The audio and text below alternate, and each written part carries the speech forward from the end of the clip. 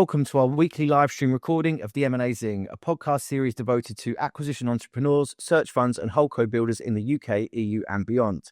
We discuss the topics and challenges that impact SMB succession M&A and explore the highs and lows of searching, acquiring, owning and operating small and medium-sized businesses. This week, we have a very exciting interview for you and something that's taken a maybe slightly different path. So I speak to lots of searchers all the time that are out for their sort of white whale. They want to do one big acquisition at the start.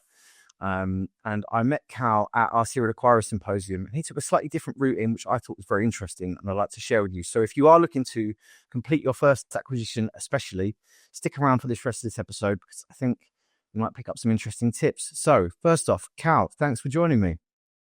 Awesome. Thanks, Alfie. Thanks for having me. Glad to be here. Yes, and I know that I sent you over a few other episodes, and you joined us for the serial acquirer symposium. How did you enjoy the event?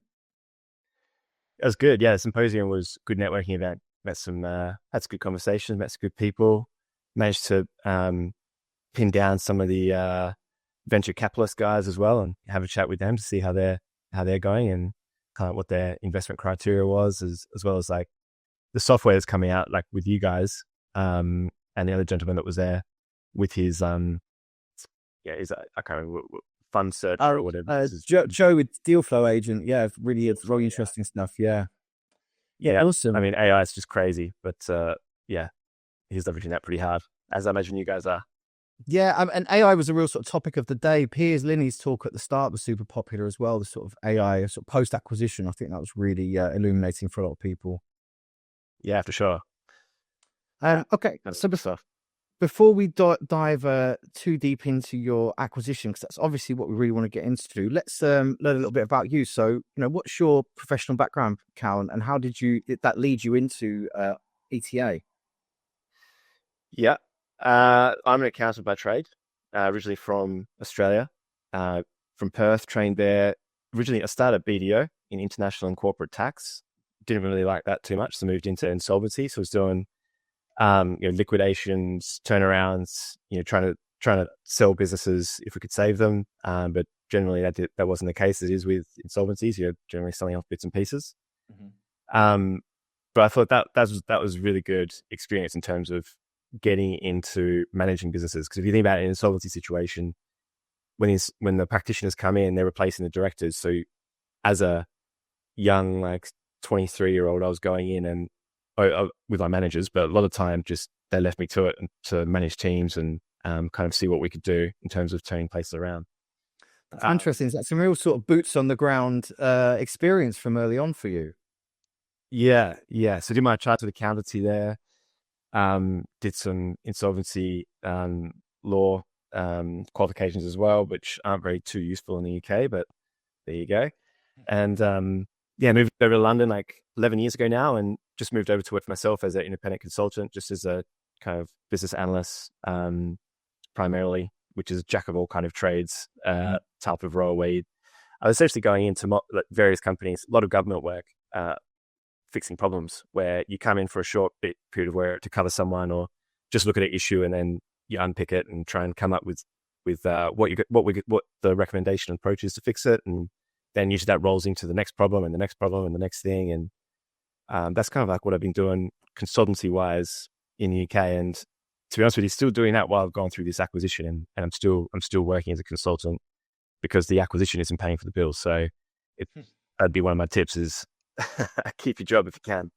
That's a great piece of advice. I think there's lots of other people that end up in that same situation. And I think being prepared for that is a smart thing. I was going to say, coming into this from that insolvency background, I think that's really interesting. Some great experience, because lots of people only start to come across those kinds of issues at the point of after owning a business. Some people come into this having never bought a business before or really operated at that level. Some people have operated, but only at other businesses that perhaps haven't been through that. So you've seen firsthand the problems that cause businesses to go down the insolvency route and how to fix those. And you've been doing so for a long time. Do you think that puts you in a good sort of driving seat to be a great operator? That's the thinking.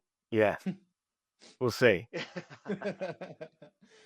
And so what was it that took you from that to ETA? What sparked your interest initially in acquiring a business? So I've got another business as well, which is started 6 or 7 years ago with a few mates I was consulting with, a couple of Aussie mates as well that I moved over to London with. And we build houses in South London. Oh, wow. So we've been doing that for a little while, and just small sites, like just 1, 2, 3, 4 units. Nothing too huge. But just the lumpiness of that business was really just getting to me. Like, it's quite stressful, like when you've got hundreds of thousands of cash just leaves your bank account, and then you're waiting on the whims of the market to whether you're going to sell these houses or not, or what's going on with interest rates is a huge impact on whether we're going to be making any money or not. So I started looking. I was just basically looking for ways to have some stable cash flow in that business, and just went down the YouTube rabbit hole, found a whole bunch of people, John Jay, Jeremy Harbour, watched a lot of their stuff, and then went into started the search. Really, like, was convinced by it and was like, makes sense. I was like, okay, this looks like we can buy someone else's 10, 20 years plus business and plug that into my business, and that sounds lovely. That sounds beautiful. And then hopefully it's not operating too well, so I can grow it. And use some So I started off. Yeah.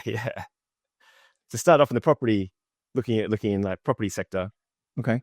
And got to the finish line on a whole bunch of on 3 deals in particular. And my mate, I've ended up in health, but my mate who's brought me into health, who's a radiologist, is my business partner. He's like, man, you just keep getting blue-balled. You've been blue-balled so many times. You got to come over to health. Let's take a look at it.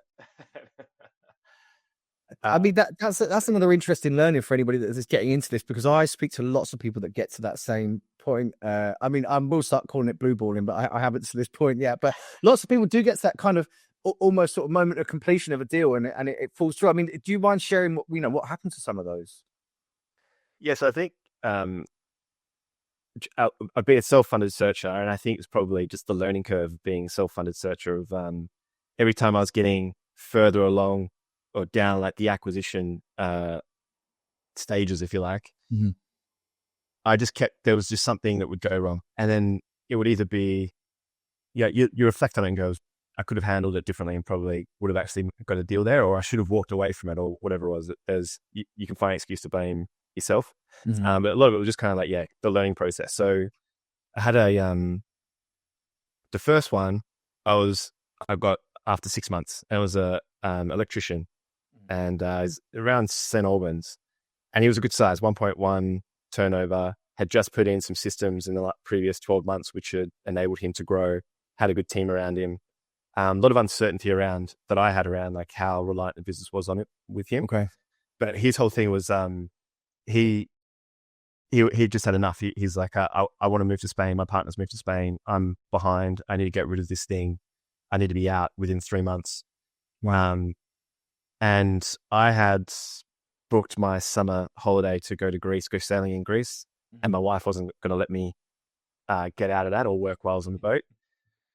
Over that week, I had some finance terms that I had said to him that I was going to get in before I left and would send to him to think about over the week, and then we'd hopefully do a deal when I got back.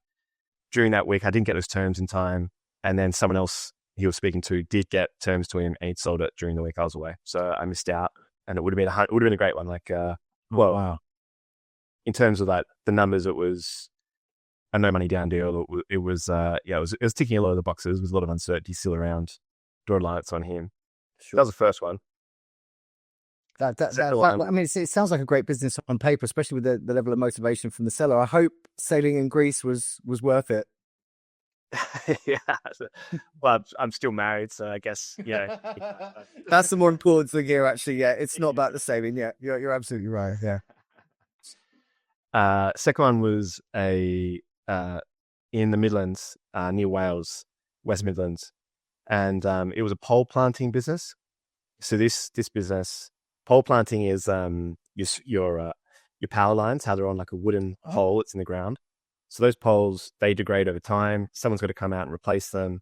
Happens depending where it is and like kind of the quality of how it's being planted, those kind of stuff. But that happens like every 20 to 30 years or something like that. So this one business had a big contract with the utilities provider in that area, and expanding actually. And this gentleman was in his 60s, and his dad had started the business, and he wanted to pass on to his son, but his son didn't want it. But his son wanted to work in the business, so it was that's like a nice story and great kind of scenario of how it was all coming together. What happened was I think it was a communication breakdown in terms of the deal I was putting forward and how much money he was going to get on day one. Okay. So this is another no money down deal. So I was going to basically, he's got all these trucks and all these JCBs, how he runs the business, and they're kind of spread out throughout the Midlands is where he's got his area, his patch that he does this pole planting. And paid for the valuation to happen, told him what I thought I was going to pay him on day one, and the rest was going to get deferred over 10 years. And plus he wanted to work as a consultant within the business and top up his income if he needed to. We do the valuation, kind of, we're a couple of months in, and just starts to fall apart. And the reason it fell apart was because his wife didn't trust me and didn't want the deal, because she was concerned that she wasn't going to be able to maintain the lifestyle and pull as much out of the businesses as what they were doing already. So that was a huge lesson. And I was like, well, if you can't win the wife over, just give up. Because if she doesn't like you, or she's not into it, you're in trouble. Yeah, I think that's absolutely true. I think everybody does need to be on board. Do you think perhaps also the long terms had part of that, because they have to trust you for 10 years, to get that payout over that amount of time? Do you think maybe that factored into it at all? Could have. I mean, I started off kind of from negotiating from day dot, kind of telling him in the first meeting, was going like, okay, well, this is how, if this is kind of the structure I'm thinking about. Like, this is how I think it's going to work. And just try and lean on the partnership kind of model, like want to keep you around, want to keep you employed, want to basically work together to do a handover. It's less me buying it and more of us working together to get the deal across the line and get something that works for everyone. He was quite motivated. He had some injuries and was getting a bit sick, and like was having difficulty walking around, had a hip replacement, and the other one was going, and just body was falling apart. So he was like, I think he wants someone to come in, but I think I could have got a deal there, like without the wife. Like it felt like as soon as I wasn't in regular contact with him, he would just go off me. And when I went over there and was like, took her out for dinner and stuff like that, she was always a bit cold and kind of like, I don't know, I could just sense it wasn't there. And then on the final call that I had with him, his accountant and his wife, to kind of go through it as like a last effort, she just basically took over the call and said, how can you expect us to live on what you're offering? How do you expect this to be? I'm not going to be able to maintain my lifestyle. I don't think this can't work for us. So she just basically, took over as the lead negotiator on her side. That's so interesting. So it's a communications breakdown, but possibly between the seller and his wife rather than anything that you've done wrong there. Because if those were your terms from the start, then perhaps they weren't being adequately conveyed back at home. Yeah. Potentially. That's frustrating. That's frustrating. And how did you sorry to interrupt you. How did you transition from these kinds of companies? So you said that your friend was a radiographer. I mean, had you considered, health at all before, or was this, purely sort of driven by your relationship with your friend? Yeah. So a mate from that I went to high school with, actually, he was doing a fellowship in Birmingham, and he was just couch surfing on my place on weekends or where he had a bit of a holiday. And he was just telling me about what I was doing, and I was only looking in construction, property space. And he said just to have a look at physios, and he's like, the Australian model of physiotherapy and integrated healthcare in Oz, you typically go to a physio, and a lot of the time you'd have a diagnostic service alongside it, or you have some other service that's in the same building that complements it. So you have an internal referral system, and like that's just not really around here. No. You don't see it. And so he's like, why don't we? He's like, look at for physios. He's like, I'll bring in the diagnostic service, which is high margin as well. And he's like, just take a look at some physio, see what you think, see if that kind of like stacks up with what you're looking at the moment. So I took a look, and just comparing sectors, the increase in multiples and valuations goes up much faster in healthcare than it does in construction. And it kind of makes sense with healthcare. It's not lumpy cash flow. It's very consistent cash flow. People pay before treatment. So the cash flow cycle is positive. Lots of customers, high demand. It's a good sector to be in versus the construction side where there's a lot of risk and people pay after and it's delayed and negative cash flow cycle. Yeah.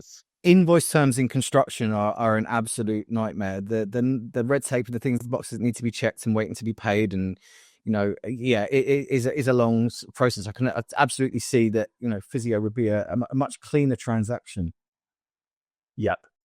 So the physio side was looking good as a practice to start, and then with the value addition of the diagnostic service alongside. And then also researching into that, the wait times and everything, the NHS difficulties that are going on and how hard it is to get decent care and actually even find out what's going on. It's crazy, the wait times at the moment. So it's a nice time, like perfect storm really, to kind of like enter into this space. And I think we've got a good operating model, which is basically being the objective of this first one is to build out our case study, define our operating model to kind of like get everything documented and wrapped up, our systems in place, and kind of get ready for how we would take this going forward. Yeah, and this is what really interested me when we first spoke about this. I mean, obviously, I totally understand the issues of the way the physiotherapy and NHS in injury and musculoskeletal stuff is treated in the UK.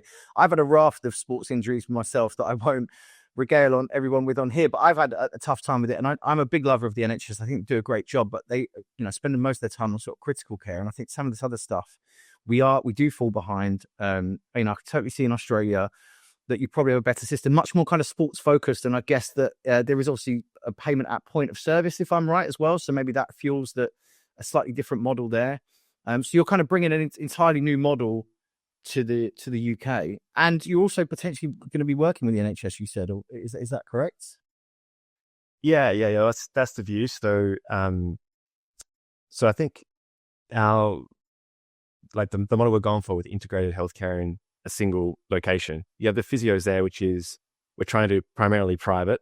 Physios don't typically get referrals in for NHS. Well, it's kind of like that's kind of already been done with like the large physiotherapy practices that are out there. Yeah. So that kind of generally keeping private, but then our diagnostic, which is starting off with ultrasound, and hopefully within a few years we'll start getting MRIs and maybe X-rays and things as well.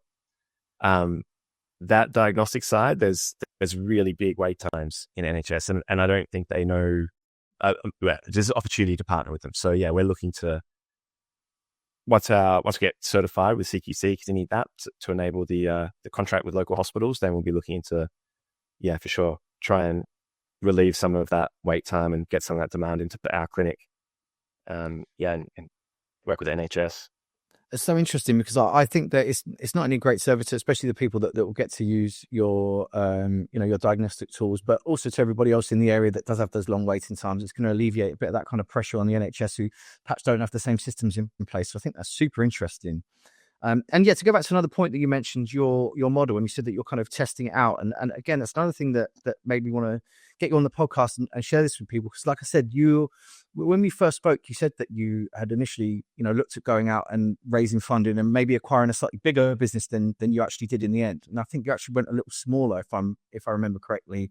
And you've had to apply that model and get some learnings along the way in possibly a slightly less risky environment. And now you can take that learning and that model and apply that to, maybe another acquisition down the line or potentially even a sort of larger physio or a group.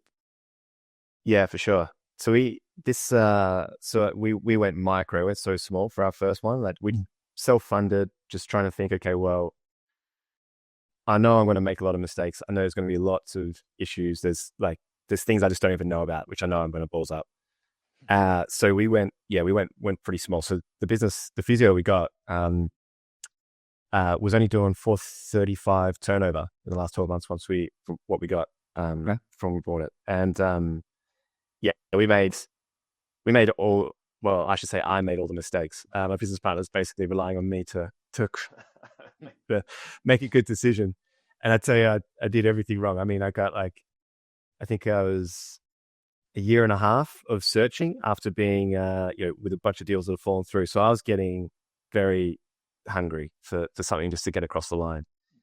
And this thing, I was like, okay, well, it's like I could do. I was like, my thinking was that if I make every wrong decision, I'm pretty sure like I can still cash flow this thing to eventually get it to a point where it's going to be able to turn around. And that's pretty much what happened. Like it was reliant on the owner. He was a key income earner, which we're going through the process of kind of replacing him at the moment. Okay.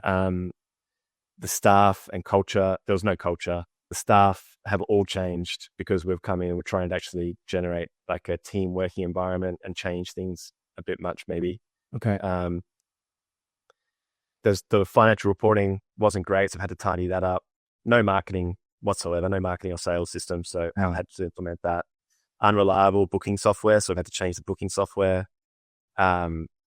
Just everything's changed. Yeah, it sounds like every possible fire you could have to fight, you've had to fight with this business at some point. Huge learning curve though, but it's been great. And then actually through this, I mean, we bought it in August last year, so we're almost a year in.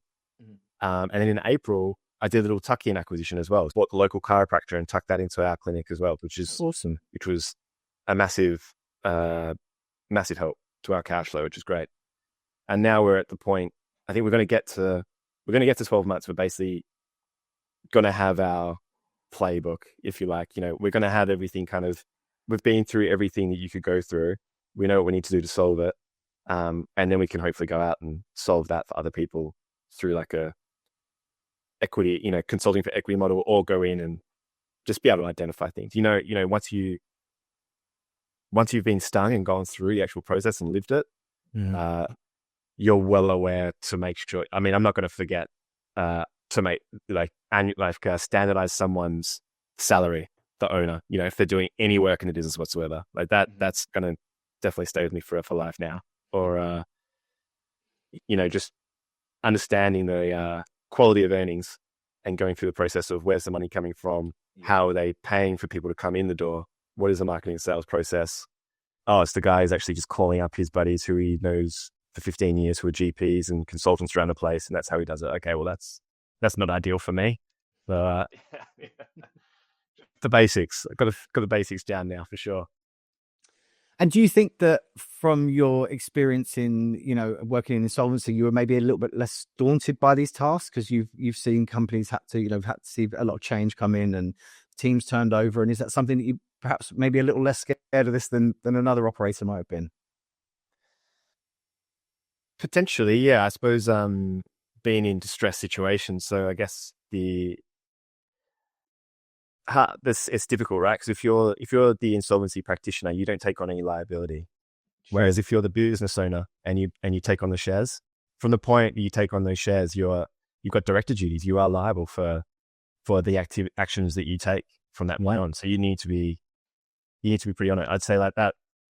It's still daunting. I suppose the thing that made it more possible, kind of like livable, is the fact that it was just a small business. So it wasn't the end of the world if it failed. It wasn't the end of the world. I also got a loan that was only 20% PG. So I only got a loan for $100,000 to buy this business. 20% PG. So I'm on the hook for $20,000. And that's obviously an alright chunk of money for some people, but like worst case scenario, everything just went to hell. I can kind of work that off over a few years, but I don't think it would even get to that point. There were assets in the business to be able to sell off and cover that. Smart. And if you had gone down maybe a more traditional route and you'd purchased a business turning over, a couple of million, then it would have been a slightly more daunting and maybe a different story.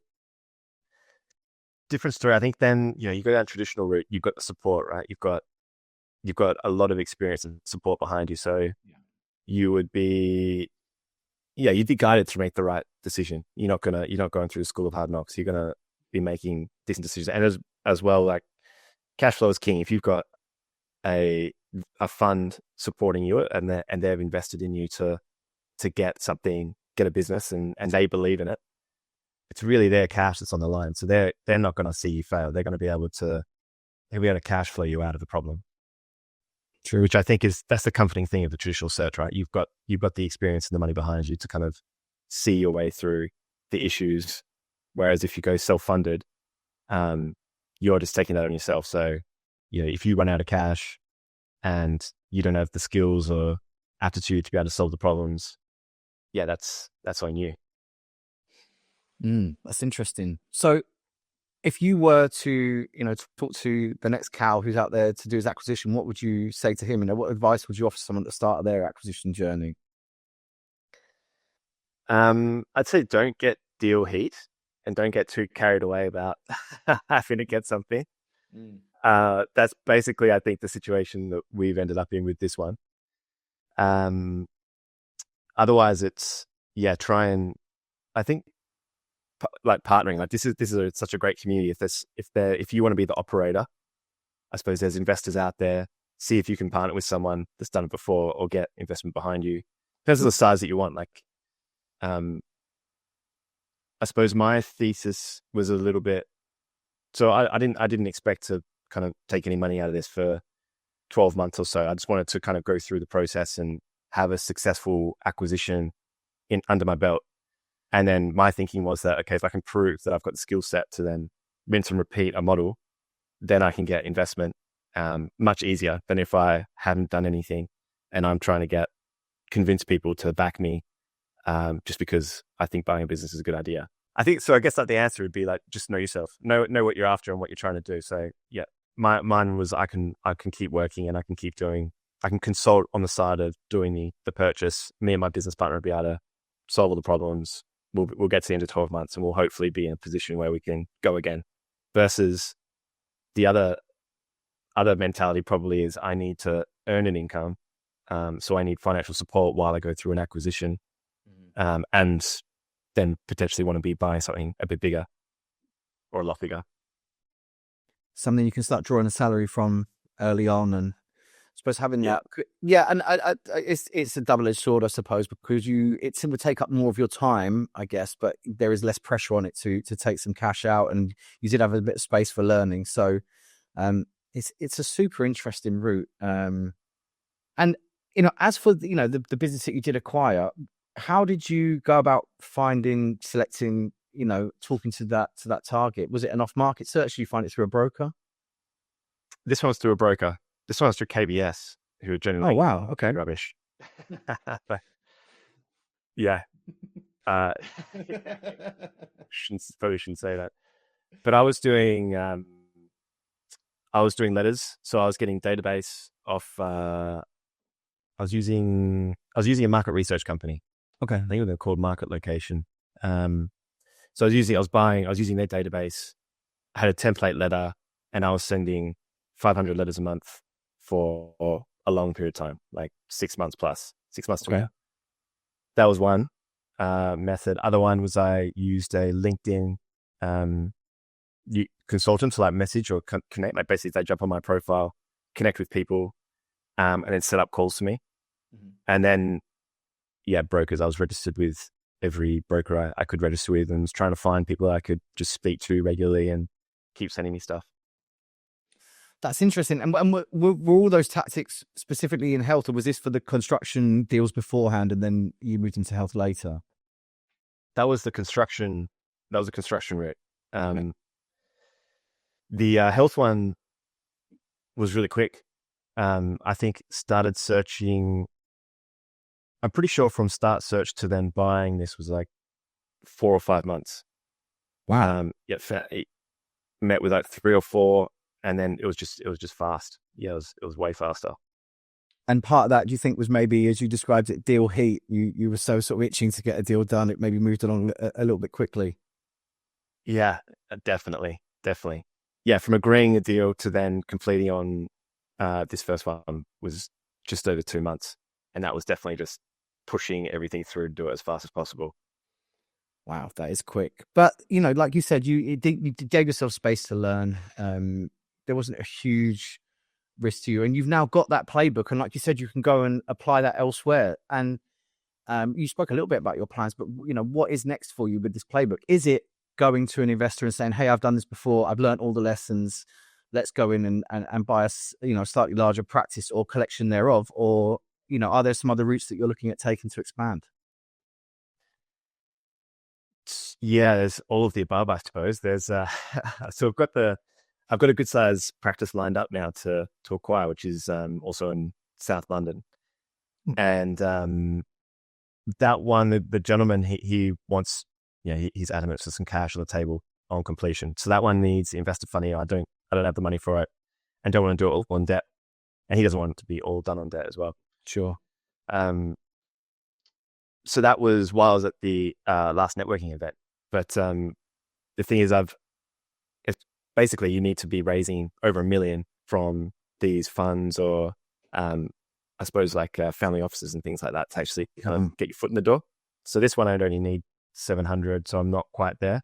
So I think, I'm looking at other kind of alternatives now. So I'm thinking about the consulting for equity route, where I can basically start off coming in as an advisor, fix problems, help people get sale ready. I've got my playbook that I can present to them, and then they can pick bits that they like off that and tell me bits that they don't want help with. Start off with a consulting fee and then move into, a small consulting fee with a bit of equity. But the main thing that you want to get out of that is like an option to buy, right? So that to me sounds like the perfect route to kind of build up a group, because you can get some cash flow off the bat. You're not reliant on the business. You're agreeing with someone and building a relationship with someone who's going to sell you their business. As long as you've got an option in place, you can stitch up a few of those together and then go to a fund or whatever and be like, look, I'm ready to go. I've got 6, 7, however many places, got the option to buy, just need your money to execute. I know how they run. I've been consulting there for however long. You've got a good in and a good story to tell. Plus you've got your playbook in your back pocket to then continue fixing problems if they're there, or for the funder to see if they're not sure about your credentials or what you're planning to do. Well, and hopefully if they've been working with you, they've been implementing some of your playbooks. So it's not like coming in on day one and having to tear everything up and start again. It's already working in the way that you would like it to, and you can sort of hit the ground running. Yeah, exactly. And any goals for you as an owner and operator, any sort of personal growth goals as a sort of entrepreneur and business leader? What are you hoping to achieve in the next couple of years? I don't know. That's a good one.